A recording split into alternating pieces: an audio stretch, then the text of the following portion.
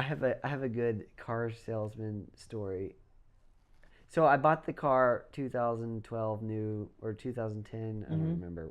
I think it was 2012. I think it was 2012. Yeah, Yeah, because I think you Civic. still had your old car back when you graduated. Yeah. So I bought a new 2012 Honda Civic. Totaled I it. liked it. Yeah. I liked it too. Totaled it. Got the money for it totaled. Um, bought a bought a bought a new to me car, which this time I bought a used car because it was like, well, I can get a better car for the same price as Mm-hmm. Uh, basically, I ended up getting the same model, but I got to upgrade it for about the same price because it was a used car anyway. Cool. So I got a 2012 Honda Accord, which is like the bigger model. Anyway, so one thing that was super interesting. So I kind of knew some of the sales tricks and whatnot.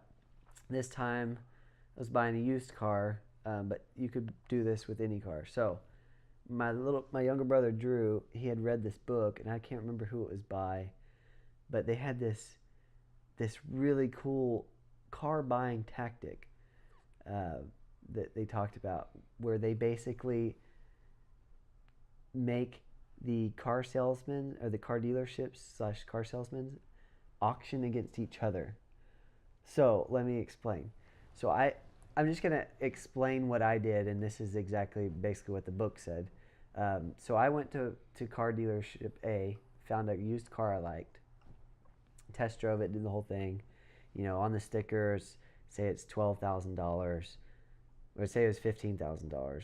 Well, I'll make you a deal. I'll give it to you for 14,500 or Yeah. whatever. I was like, all right. And I knew this tactic, so I was like, okay, I'll be back. And I went test drove next door, same type of car, is like the same model, different color or whatever, different type of seats or whatever. But say it was 14,000.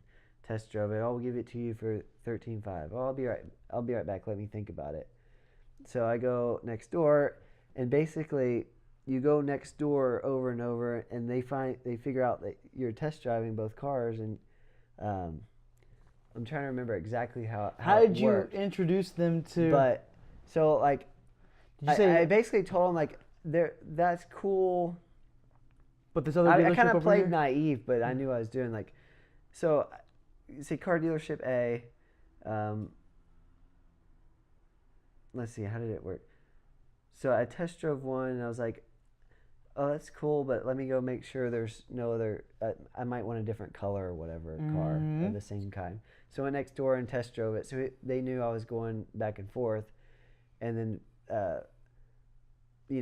as I'm walking out the door, that they would chase me like, "Oh, well, I'll give it to you for another $500 off before you leave or whatever." And I was like, "Oh, well, let me go test drive one last time or whatever." So I go back and forth maybe 2, 3 times, and as I'm doing this, they're getting lower and lower in their price, right? So originally they start $500 off the ticket, and then 1,000, then 1,500, and got it for like I ended up getting it for like $3,000 off of the Sticker price. sticker price, which was like 15,000. So I got it for like 12.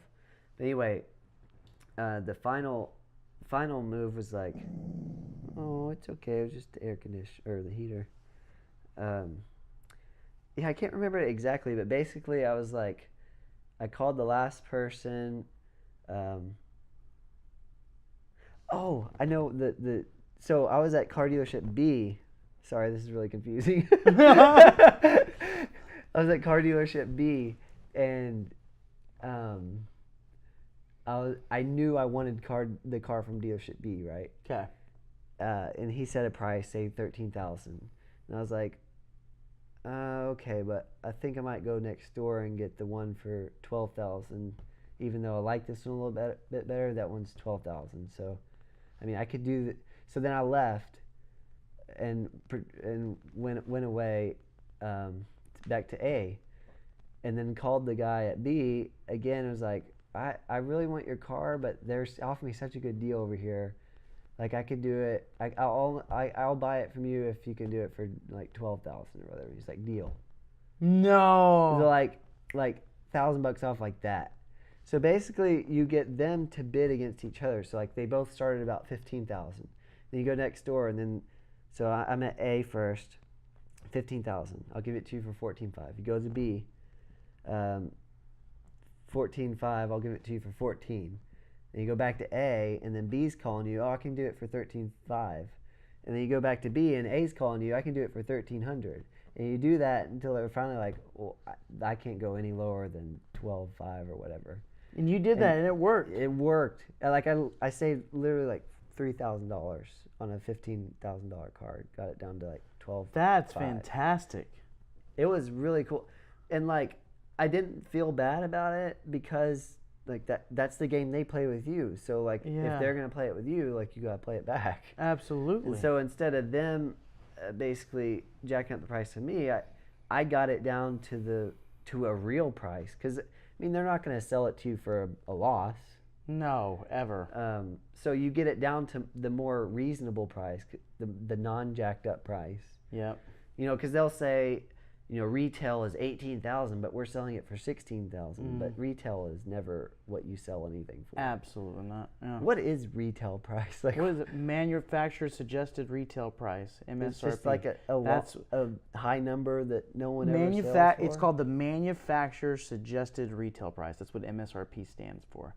So if Chevrolet makes this truck, as a manufacturer, they suggest the retail price to be X. Okay, that makes sense. So they'll suggest $35,000. Yeah, and then it's up to the dealership. Sell it to the dealership for 15,000, and then the dealership sells it for 20, and then it's the manufacturer's suggested retail price, and they go, and the dealership goes, well, you know, we bought this car for X. We're really gonna sell it for this, and we can. But they're suggesting we sell it for this, so it looks good. Yeah, exactly. Makes sense.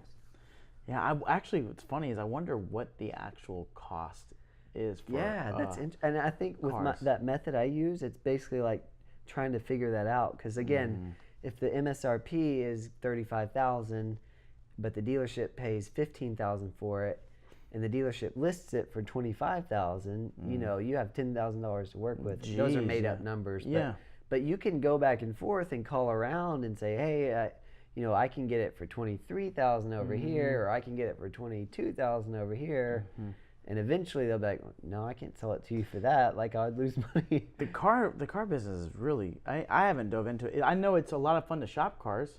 And the test drive. Yeah, and it's also, because the internet has become so pervasive, it's also kind of like difficult for car dealerships to compete, because you can get on Auto Trader now and go, it's not 75 miles radius, it's nationwide. You can find a car in Chicago, Illinois.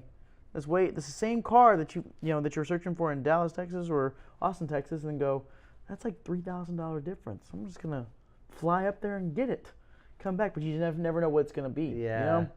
that is interesting. Yeah, I never really liked doing big ticket shopping like that. Like, it's always feels kind of scummy, like especially with the warranty stuff, and it's just like that stuff kind of stresses me out. It definitely stresses me out.